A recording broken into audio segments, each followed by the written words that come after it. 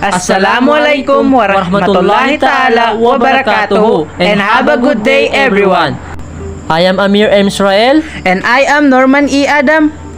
and today we are going to discuss. The DepEd guidelines on lesson planning. Please focus your attention to this video for you to understand it deeply. Here is the overview of our lesson. With the promulgation of Republic Act number 10533 or the Enhanced Basic Education Act of 2013, the education sector has changed. It has moved from a competency-based curriculum toward a standard-based one. Furthermore, the way learners are assessed and evaluated under the new curriculum has also changed, with the K-12 putting more emphasis on performance and outputs rather than a simple pen and paper test. It is therefore imperative that planning for instruction would also change. In this lesson, we are going to look at the guidelines from the Department of Education on instructional planning and look at some of its more salient features. Before we begin to discuss the topic, let us introduce first the learning outcomes. At the end of this lesson, the students can: number 1, use concept web in showing the guiding principles of lesson planning. Number 2, identify which instructional planning model is being advocated by the DepEd. And number 3, determine ways to include thematic approach in lesson planning, especially in development of DLL.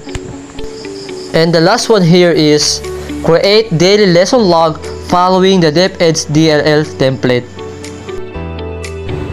According to DepEd Order Number 42, Series of 2016, or Policy Guidelines on Daily Lesson Preparation for the K-12 Education Program, we have seen in the previous lesson that instructional planning plays a vital role in the delivery of learning. We have also learned that there are various strategies to plan for classroom instruction. Through this, the DepEd has ensured to improve the instructional planning of a teacher, because according to them, the instructional planning is fundamental to ensure the delivery of teaching and learning in the schools. And also, through instructional planning, helps teacher to visualize first the lesson before it could be delivered to the learners. Instructional planning is comprised of 3 major steps advocated in the policy, namely, planning instruction, delivery of instruction, and assessment of learning. Through this process, the teacher will come to the class prepared to organize and develop a plan and determine how well the plan was implemented. The elements of learning plan. The lesson plan serves as a teacher's map in attaining the objectives of the lesson. As such, it should be carefully crafted, containing the necessary details to tackle the particular topic. In making the learning plan, the teacher should be assured that the learning plan answers the following questions. Those are: what should be taught, how should it be taught, and how should learning be assessed. So what should be taught? First of all, the teacher should consider first the curriculum guide of the target learning area, because it requires the teacher in order to deliver the content in a proper way. The key area to be taught in the curriculum guide are the content standard, essential knowledge or understanding, performance standard, and the learning competencies.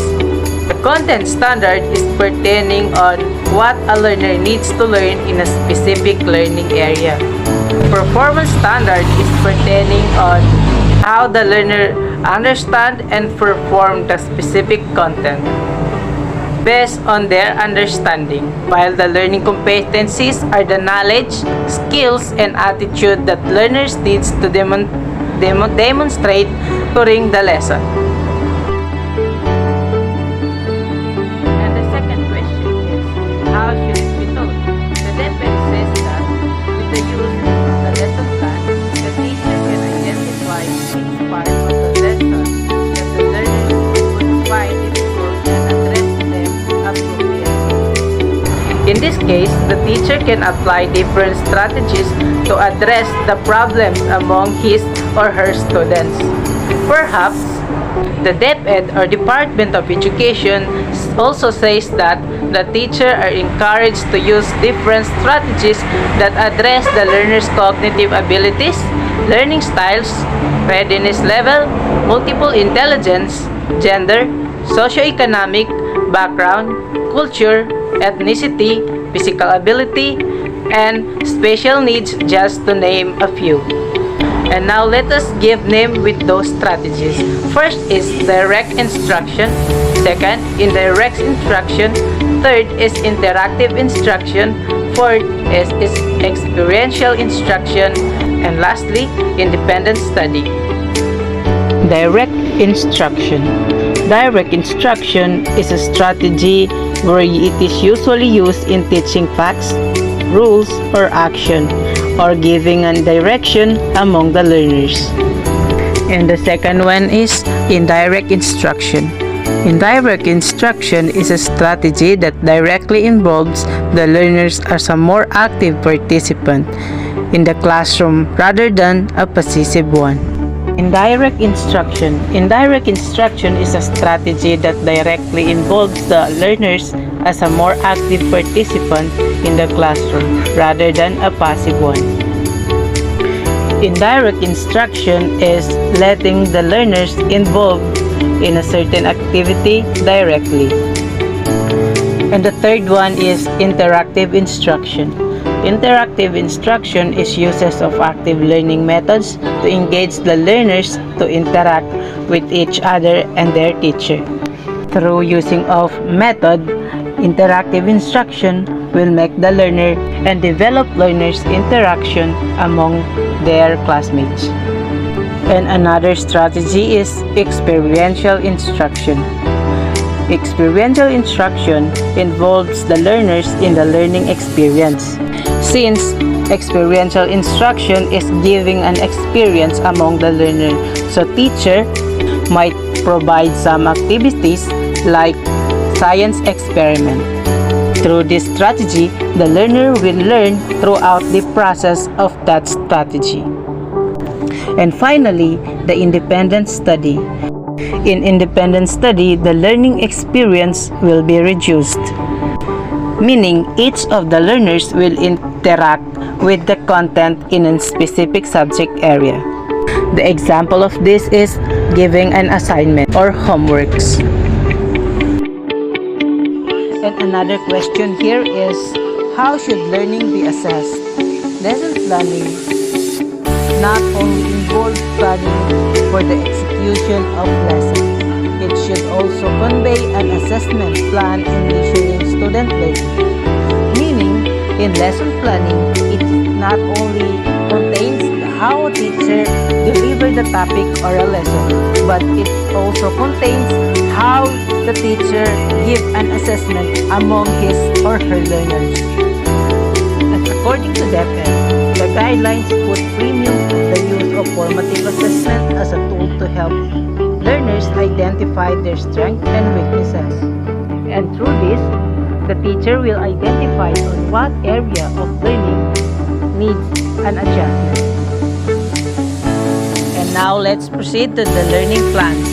DepEd Order 42 series of 2016 recognizes that teachers acquire more experience and competency as they progress in the teaching profession. Accordingly, the newly hired teacher without professional teaching experience will be required to prepare a detailed lesson plan or DLP for 1 year. On the other hand, teacher with at least 1 year of teaching experience will be required to use the weekly lesson log or DLL that they have done.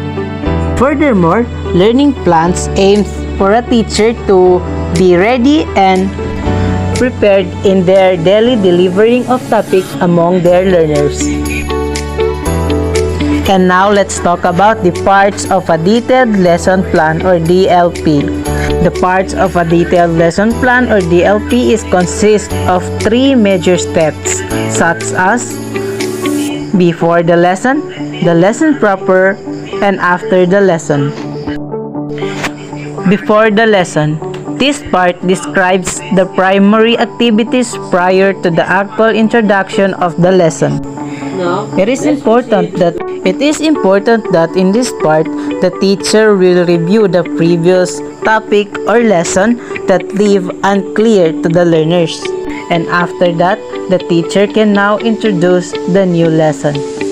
And you as a teacher should make a connection between this lesson and the old one in order to establish a good purpose in teaching your topic. And the second part of the detailed lesson plan is the lesson proper. The teacher presents the new material to the learners. He or she employs various strategy and method to convey the new concepts, skills, and competencies to the learners. In this part, the teacher is delivering the topic, and the teacher should not forget to check the understanding of his learner by asking some feedback among the learners. And the third part or the last part of the detailed lesson plan is after the lesson. This begins with the wrap-up activity where the teacher provides a summary of the lesson or asks the learners to summarize the lesson for the class. In this part, the teacher should make sure or make clear that the learners attain the objectives of the lesson, like asking them to summarize the lesson that has been discussed. And after giving their summary to the topic, you as a teacher will reinforce, meaning you will going to support the idea that they have given.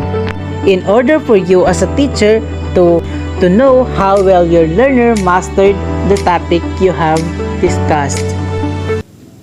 So now, let's proceed to the DLL or daily lesson log. But let us know first what is DLL or daily lesson log. So the DLL is a guidelines of a teachers in teaching that is good for a 1 week. So the daily lesson log is composed of many parts. Those are first, objectives, second, content, third, learning resources, fourth, procedures, fifth, remarks, and the last one is reflection. So let us discuss first what is objectives. So objective is they describe what the teachers intend to attain for a day. Meaning to say, these are the target learning of a teachers that they need to meet for a day. So the said objective is composed of content standards, performance standards, and learning competencies. So let's talk about first the content standard. The content standard is it is a book based, meaning these are the topics that the teacher will teach on the students. On the other hand, content standard is the learning content wherein the teacher expected to teach and follow. So let's go on to the performance standards. Performance standards are the tasks that learners need to perform based on what they understood about the content. Meaning, the performance standard is pertaining to see the development of a learners, or it is pertaining to see the development of a learners. For example, we can identify if the learners learn or not in a certain topic through the result of their performance in the given activities. So now, let's proceed to the learning competencies. So what is learning competencies? So learning competencies are the knowledge, skills, and attitude that learners need to demonstrate in the duration of the lesson. So learning competencies is a skills that student learn, or this is the skills that the student learn during the discussion. So now, let's go on to the second part of the DLL, which is the content. So content is, this describes the subject matter of the lesson. So what is content? Meaning, content is the details of a certain lesson that teachers expected to teach and the learners expected to study. For example, the topic is about 8 parts of speech. So, the details or the information about the 8 parts of speech provided in a certain lesson is called content. In short, content is composed of many details about the lesson. Let's go on to the third part of the daily lesson log, which is the learning resources. So it is really common, or it is very common rather. Uh, Learning resources is, this pertains to the references and the other sources of information that the teacher will use for the lesson. So meaning to say, the learning resources are the references of the lesson that teachers going to teach. Like for example, books, internet, and etc. Let's proceed to the fourth part of the daily lesson log, which is the procedures. So procedures. For the daily lesson log, procedure for delivering the lesson shall be composed of 10 steps. So what are those? So the first one is reviewing the previous lesson or presentation of the lesson. So always recap the topic, or as a teachers, always recap the topic you tackled recently before you proceed to your present topic, for you to know if the learners was listened or not, or for you to know if the learners are learned or not. The second one is establishing purpose for the lesson as a form of motivation. So let the student to say something about the lesson you will going to discuss. So sometimes let them to make some idea about the lesson you will going to tackle. So the number 3 is presentation of example for content and competencies in order to clarify concept. So always make an example to make the topic become clear enough, and to make the lessons or to make the learners understand the topic perfectly. The number 4 is discussion of new concept leading to the first formative assessment activity prior to the deepening of the lesson. So give some activities related to the topic. For example, discussion. So let them to share and discuss some parts of the lesson briefly. Number 5 is development of the concept to deepen learners' understanding, leading toward the second formative assessment. So always apply the formative assessment in order to push your learners to deeply understand the topic you discuss. For example, do some quizzes and so on. Number 6 is deepen understanding the learners on the lesson's concepts to lead toward mastery. This is through implementation of group and collaborative activities. So let the students to use their initiative in fixing the sum matter. For example, in English alphabet, let the students to know the sound and figures of every letters. Number 7 is helping learners find practical ways to use the knowledge and skills they have learned in the lesson. So, sometimes ask the students to explain some important part in your lesson during the delivery of the topic for you to catch up the attention of the learners. For example, if your topic is about noun, so ask them about the importance of noun and so on. Number 8 is making generalization and abstractions about the concept and insight from the lesson. So, on this part, let the student or ask the students to give concise understanding on the lesson you discuss.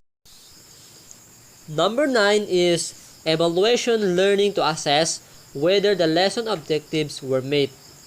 So by knowing if the students meet the objectives of a lesson, the teachers must to evaluate them. In what way? In a way of providing some activities like paperwork activities and so on. For example, if the topic is about 8 parts of speech, so ask them to differentiate those parts of speech. Ask them to make a short explanation about the difference between the 8 parts of speech. So number 10 is providing additional activities for the application of lessons learned or remediation for learners who may have had difficulty with the lesson. So as a teacher, you must to provide some additional activities in order to ensure that the learners learn better. For example, provide at least 5 questions for the evaluation in every lesson you have. So now let's go on to the 5th part of the daily lesson log, which is the remark. So this part indicates the special cases such as continuation of the lesson or reteach or rescheduling due to the lack of time or suspension of classes. So on this part of the daily lesson log, the teachers need to do is to mark the lesson that the learners couldn't understand very well due to some problem occur. So if the learners didn't learn according to their needs, the teacher need to reteach the topic till the learners catch up the topic. Now, let's go on to the last part of the daily lesson log, which is the reflection. So what is reflection? Reflection is this is where the teacher reflect on what transpired during the lesson. So for the teachers to evaluate themselves about his or her teaching, the teachers must reflect on the following question. The first one here is the how many learners got 80% in the evaluation. Second one is how many learners need additional activities. Third is did the remediation activities work? Fourth is how many required additional work. Fifth is which strategies used in the lesson engaged the learners. Number 6 is what are the difficulties encountered by the teacher and learners before, during, and after the lesson. And the last one is which of the practices that is used in the lesson could be shared with my colleagues. I have here the example of the daily lesson log. So here is the example of the daily lesson log.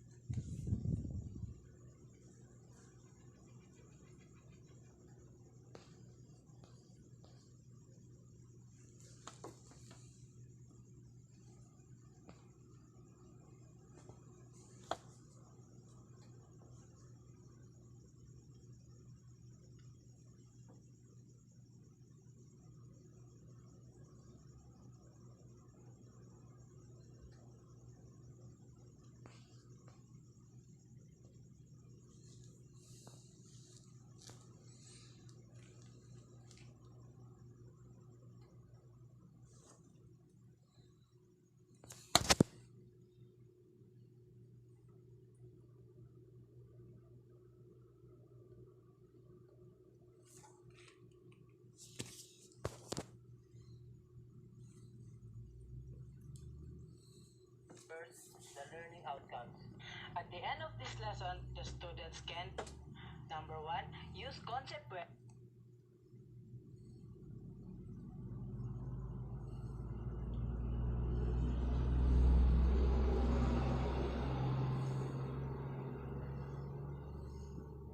At the end of this lesson, the students can, number one, use concept web in showing the guiding principles of lesson planning.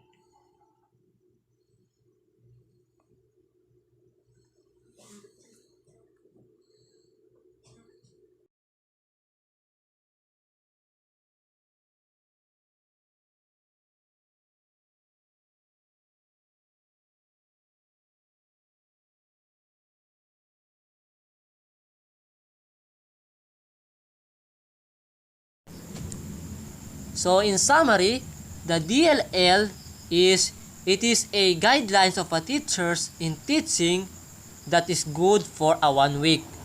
And the state DLL or daily lesson log is composed of different parts, which is the number 1 is objectives, number 2 is content, number 3 is learning resources, number 4 is procedures, number 5 is remarks, and the last one is reflection. So that could be all. Thank you for listening.